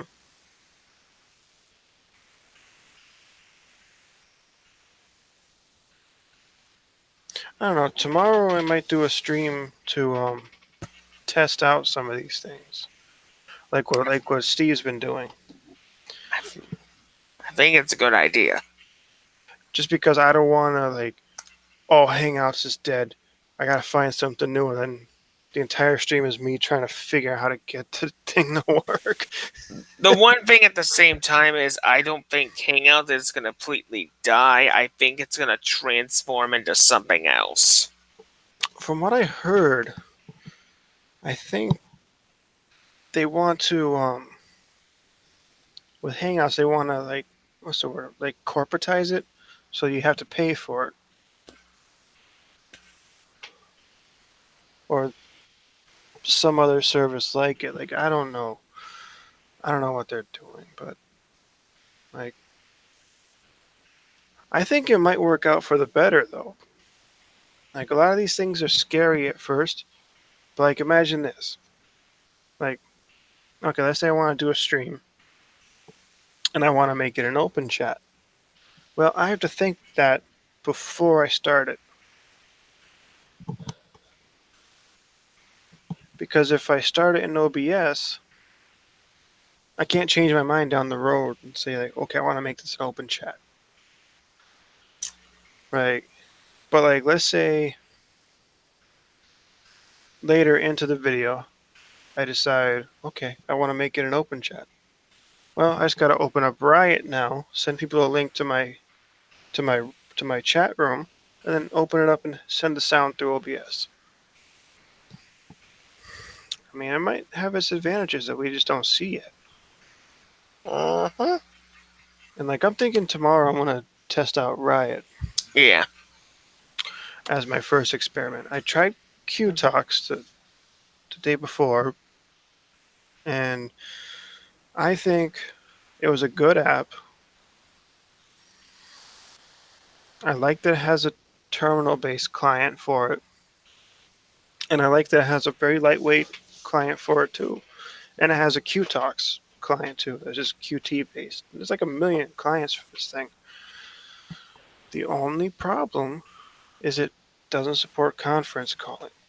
Like you can have a group audio call, but not a group video chat. And I was like, well, that's a deal breaker. Sorry, buddy. I agree. All right. Well, anyway, it's getting close to my bedtime. I need to get off here, man. Yeah, I'm gonna get to bed soon too. I All right. hope. All right. Good night, man. All right. Good night. Good night, everybody in the chat. All two of you.